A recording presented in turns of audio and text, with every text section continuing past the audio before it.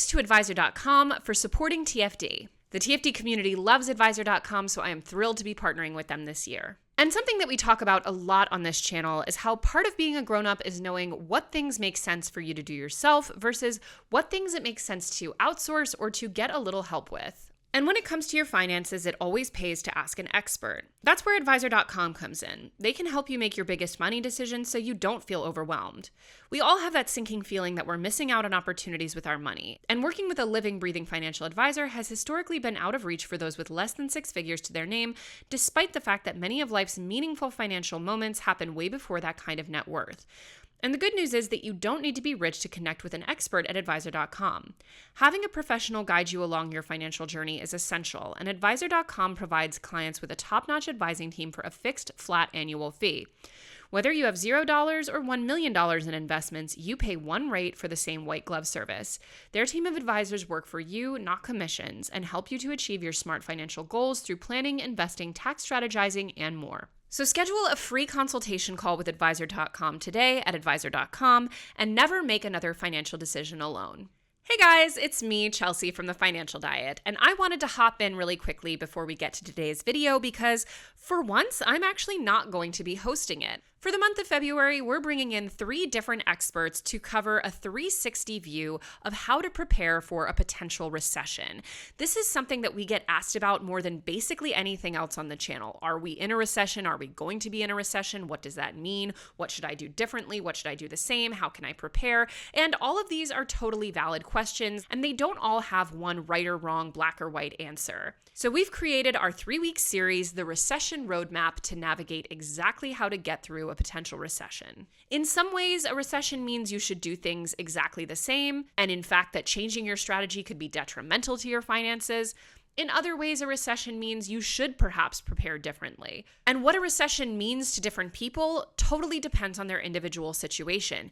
Do you have a fleshed out emergency fund? Are you in a particularly volatile industry? Do you have multiple sources of income? Are your expenses really high compared to that income? A recession impacts basically every aspect of our financial and professional lives. And so preparing for things like your day-to-day budgeting, your investment strategy, and your career positioning are all crucial to navigating this well. So I've brought in 3 experts, Nika, Emily, and Tara, to talk all about navigating those aspects and more of getting through a potential recession from their respective expertise. We're going to be covering those subjects, budgeting, investing, and career prep, and you can always hop at the link in our descriptions to watch the other ones in the series if you haven't. This is our 3-week deep dive, the Recession Roadmap, and this week we're talking all about how to recession-proof your career. Anyway, guys, enjoy this series, and I'll see you back on my Tuesday show come March. Hi, my name is Emily Liu. I am an ex-recruiter turned career happiness coach over at Cultivitae, and my specialty is helping job seekers land their dream jobs by putting together an irresistible personal brand and a solution message strategy so that they can get visible to their dream employers. My whole philosophy is that life is too short to not wake up happy on Mondays, and every dream job is achievable so long as you have the right mindset and strategies to get you there. A question I get asked a lot as a career coach is, Emily, what is that one career path or skill or title that I should shoot for if I want to become recession-proof? So if you've been wondering if your job is going to be taken over by AI or outsourced or pandemic is going to affect it, my answer to you is that there is no such thing as a 100% secure job. Companies are laying off people or making difficult decisions all the time, and a lot of that is not within your control. However, the good news is what is within your control is betting on yourself and really learning how to recession-proof yourself so that no matter what the situation is, whether you're involuntarily or even voluntarily laid off or let go from an opportunity, you know how to bounce back, you are resilient, and you can adapt to the situation. Because if history has taught us anything, is that humans are highly adaptable. And so in this video today, I want to share with you 7 ways that you can recession-proof yourself. And if you do these 7 things, you will be fully in control of your career so that you can feel confident with whatever your title or career path is. Because again, if you get laid off, you get fired, you decide you want to move to another country or the other side of the country, you can land that dream job. So if you open up the news today, you are going to read headlines that say an inevitable recession is coming, or some may even say we're currently in a recession. Well, regardless of what the anxiety-inducing news headline says, I want you to just ground yourself back to the present day. And I want you to take a moment to reflect on why you are a catch. I'm going to challenge you even to take out a piece of paper and write at the top of it, why am I a catch? And here is where I want you to just take a moment and reflect on all of your achievements, both big and small, and the innate qualities, characteristics, and skills that give you the unique ability to add value to an organization. Nobody else is created equally to you. You are so unique. You have such unique skills, preferences, qualities, characteristics that only you bring to an organization. So think about what those are and don't discount how simple they might seem. So for example, if you're a highly organized person, write that down because I guarantee you, not everyone is organized. If you're a super bubbly person, write that down. That's your superpower. Not everyone has that ability to naturally and effortlessly make others feel welcome. This exercise is going to help you not only feel more prepared and confident as you put yourself out there, but it will also help you come up with your career stories for those interviews and even update your resume and your LinkedIn profile with those achievements that you may have forgotten about or didn't give yourself enough credit for. All right, step number 2 in this process is to reflect and clarify what it is that you want.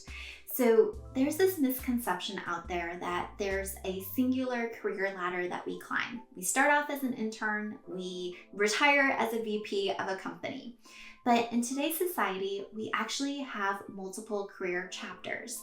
So what do you want in this next career chapter is the question. We are all multi-talented, we are all multi-passionate.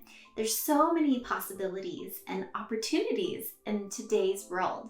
But what is it that excites you the most? What do you feel most energized by? If you can think about your career as a GPS, chances are you know where you are right now, your current location, but what do you want to type in? When you figure out what you want to type in before you start any job searching is how you're going to land that next opportunity quicker and easier. So the questions for you to ask yourself is, what is important to you? What do you value? What are your non-negotiables? And I will say a lot of career transitioners out there tell me things that they don't want. And they think that they have zero clarity, but actually what you don't want translates into what you do want. So if you say something like, I don't want a toxic boss, great. I want you to write, I want a motivating or empowering boss. So you can start to make a list of what your dream role would look like. And as you do that, you're going to get more clarity around what you need to focus on next. All right, the third tip I want to challenge you around is to identify your unique value proposition. A unique value proposition is a standout factor that allows you to add value to an organization. So your unique value proposition is typically what others recognize you for, and it's an innate quality or characteristic or skill that allows you to have an advantage amongst others. So I'll give you a personal example. As a career coach, there's a lot of career coaches out there, but one thing I hear all the time from my clients is they decide to work with me because they are gravitated towards my positivity.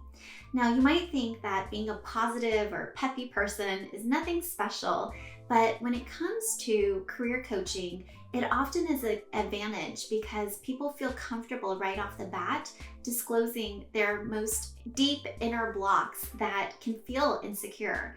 And it's with that I'm able to help extract what it is that they need the most and when they are coming against blocks in their career transition, anytime you're stepping out of your comfort zone, you will come against blocks.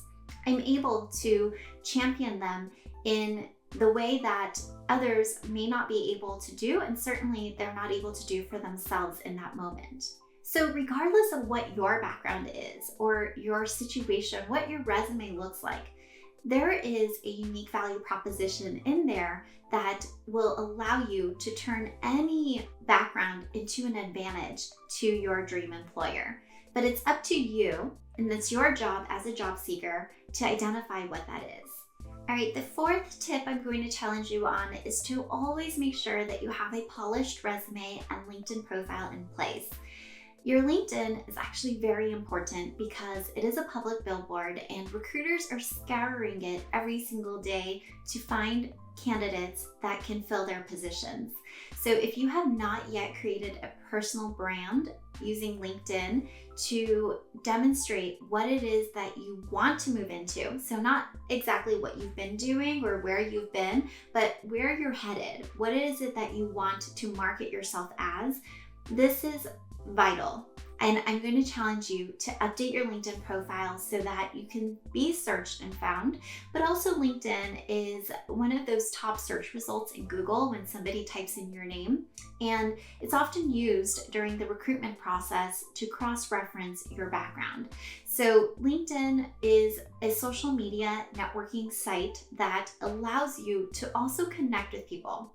Your dream employers are on there and you're literally a click away. Now, the other part to this is updating your resume, because eventually, at some point, a recruiter or hiring manager is going to ask for your resume, and you don't want to be scrambling at the 11th hour trying to put together something. So take a moment and look through your resume to see if it's aligning you to the role that you want. Here, you're going to want to make sure that you have all of your most updated experience and achievements listed. And I want to emphasize that your resume is not a tell-all of everything that you've done. You can keep it to just one page, but this should be line by line explaining why you are qualified for the role that you're going for. So even if you don't have the exact experience, the trick is finding the experiences that are transferable to the position that you are wanting to snag. All right, tip number 5 is, where can you upskill? I want you to conduct a gap analysis. So where are you headed in 3 to 5 years? What is that type of role or career path that you want to get into? And where are you today? And what is that gap in between? So one thing you can do is take a look at people's careers that you admire using LinkedIn and start to look at what kind of qualifications or certifications or programs have they completed or types of titles they've held. This is going to allow you to start compiling some really objective information on things that you may want to invest in over these next coming months to years, so that you can continue filling out that gap. Another thing that you can do is take a look at job descriptions and compile 3 to 5 job descriptions that really excite you at the type of companies that you want to join. And is there something consistently that you're seeing across all of these job descriptions that you know would be invaluable for you to start working on? You could look at it from a technical skills perspective and a soft skills perspective. So for instance, if one of the things that they are consistently looking for is public speaking or presentations, is there a way that you can get involved in Toastmasters or any other type of forward-facing presentation role in a volunteer or professional organization capacity? And a pro tip is, if you are currently employed, you can make a business case of what program you've researched, why this program is going to help you, what is the cost of this program, and ask your manager if the company would be willing to sponsor or reimburse you. This could be a really great way for ongoing professional development, but on your company's dime. Tip number 6 that I'm going to challenge you on, this one is challenging for a lot of people who are self-proclaimed introverts. But that is building a professional network. And this doesn't have to be as scary as it seems, because ultimately you want to play to your strengths. There are so many ways to network out there, whether it is within your existing circle or a new circle. The goal here is to find, where are the people that you admire? Where is your like-minded tribe hanging out? And how can I just get involved? And break it down into very manageable, authentic goals. So for instance, if you're not a social butterfly that wants to talk to 10 people a week, you don't have to. Think about even creating one connection a month.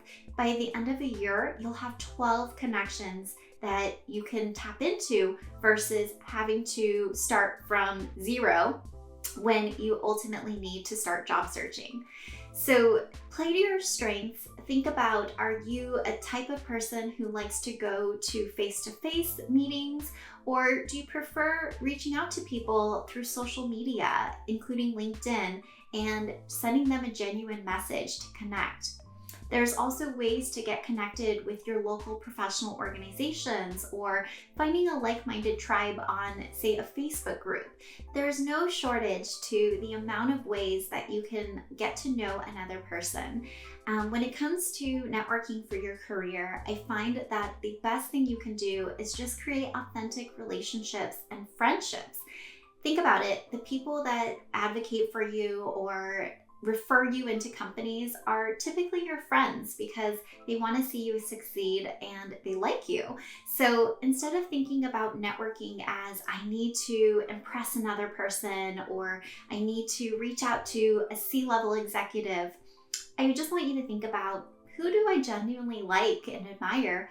How can I just strike up a friendship or create a friendship with them? And with any type of networking, something that is super helpful is not assuming that the person's not interested just because they didn't get back to you.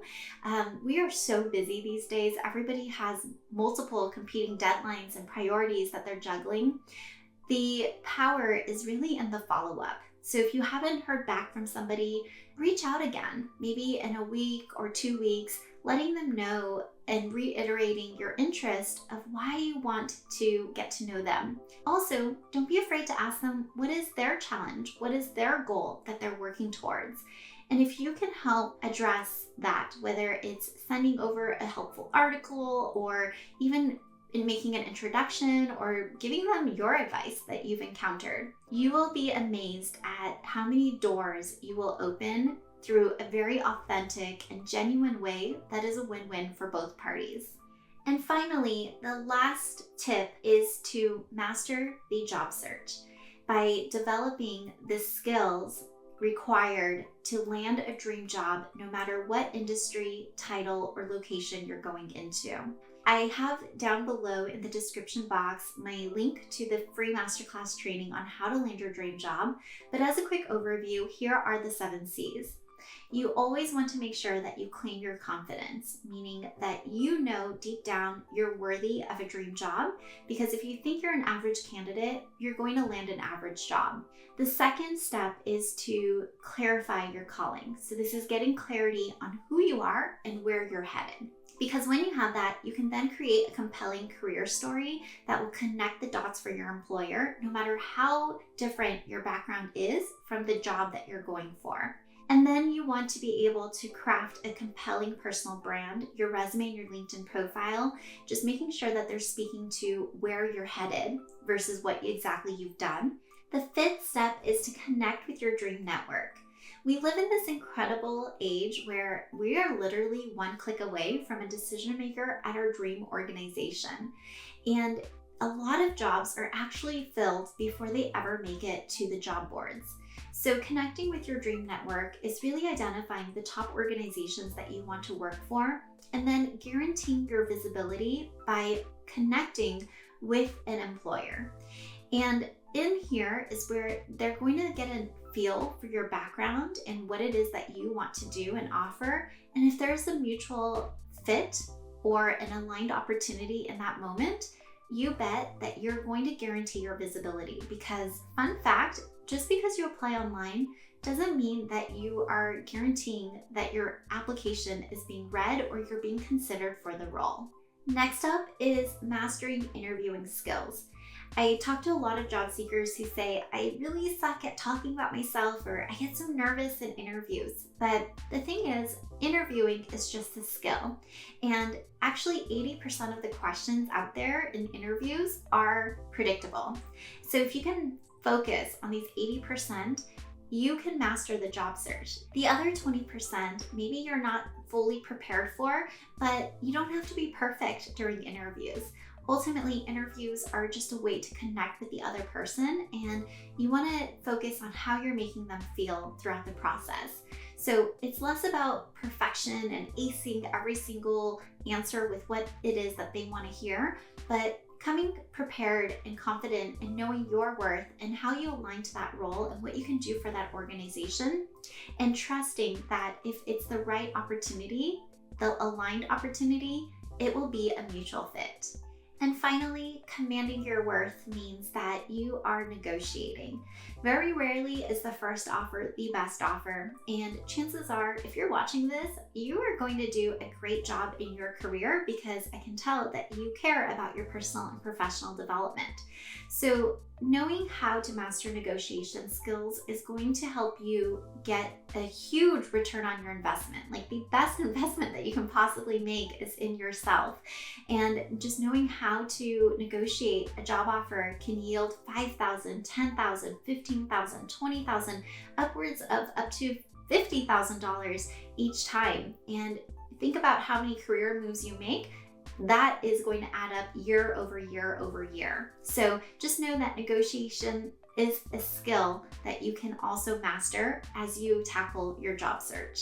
Those are the 7 ways to recession-proof yourself so that no matter what is happening in the economy, you can ensure that you own your career. Don't be afraid to share with others what your goals are, because the more you share it, the more you state it aloud, the more other people around you know how to support you and help you and be that champion for you as well. I hope you enjoyed watching this video as much as I enjoyed putting it together for you.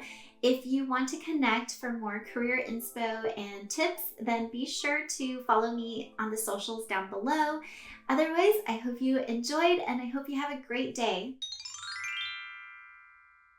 And I'm jumping back in, guys, real quick to answer my 2 society questions of the week. Just a reminder, if you're not a society member, you can become one by hitting the join button. In addition to getting to ask me these questions that I answer at the end of every video, you also get access to our monthly members only video, the office hours with me every month, our TFD book club, and all kinds of exclusive goodies and perks. So hit that join button if you haven't already. And here are this week's 2 society questions. Would you rather a viewer have the pick yourself up by your bootstraps mentality or the victim mentality?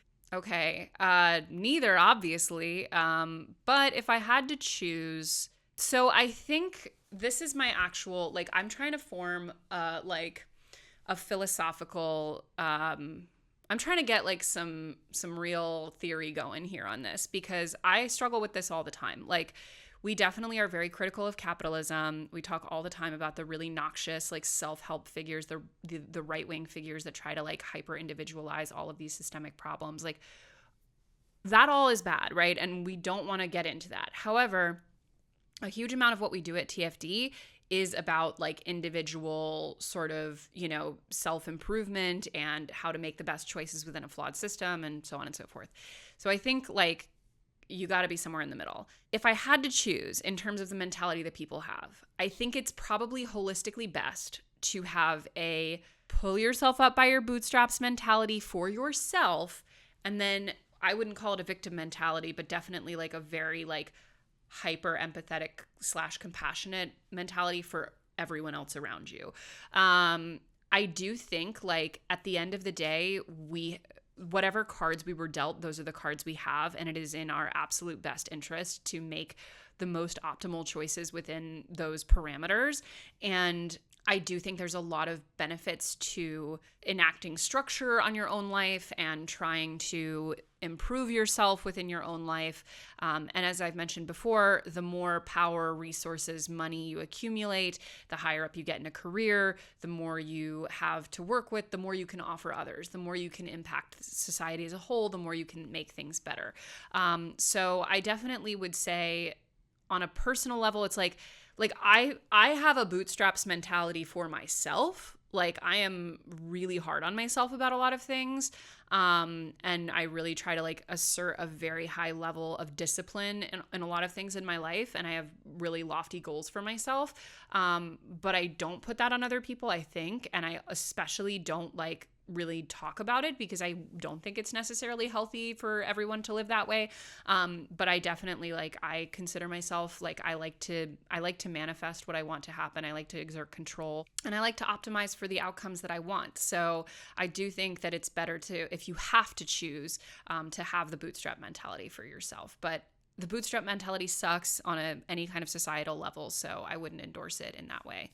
How should I start over after a major financial setback? Example, laid off / work hours reduced, paid for a funeral, paid for an unplanned surgery / procedure, or a totaled car. I have ideas, but I would like to hear TFD suggestions on how to get back on your feet. For a second, I thought all of those things happened to you at once, and I was like, that stinks. But it sounds like these are all hypotheticals. I think the number one tip after a financial setback is pretty much psychological, because the whole truth about money is that it's difficult, but it's not complicated. It's really hard to make the best choices. It's really hard to be disciplined. It's really hard to stay consistent, but anyone can do it. It's not difficult to figure out how to do it. It's just difficult to apply it. So for me, most of the financial work to be done is on the psychological, mental health, mindset level in a lot of ways. And in terms of a financial setback, which can easily spiral into a lot of mental health issues and a feeling of, and catastrophizing and a feeling of being defeated and all of these other things. And often financial setbacks can be an after effect or another sort of layer of what are otherwise, really traumatic experiences. Like you mentioned, like a loved one dying or losing your job or getting into an accident or getting injured. Like all of these things are traumas in and of themselves. And then the financial echoes of it only make them worse. So all that is to say, the most important thing I think is to immediately adjust your mindset to really, and I would suggest writing these things down because they can be really easy to conflate unless you have them really clearly laid out, is what is within my control, what is outside of my control. What am I working with? What are my needs? What do you have in all of your accounts? What do you have available, on your cards? Do you have bills that you're not able to meet? How fleshed out is your emergency fund? What are the very accurate state of your finances? Get those numbers out very clearly so that you're not working in hypotheticals financially. And then in terms of what you can and can't control, are there going to be costs incurred that you can't avoid? Maybe. Is it going to be a period of time where you're maybe without income? Maybe. Assert what is within and outside of your control, and don't waste a second of time spiraling about things that are not in your control. Anytime you want to spiral, make a list of the productive actions that you can take to better your circumstances rather than to spin your wheels about what is already done or what can't be avoided. Because I think that's often the trap that people fall into when hard times hit. All right, those are my answers for this week's society questions. Bye.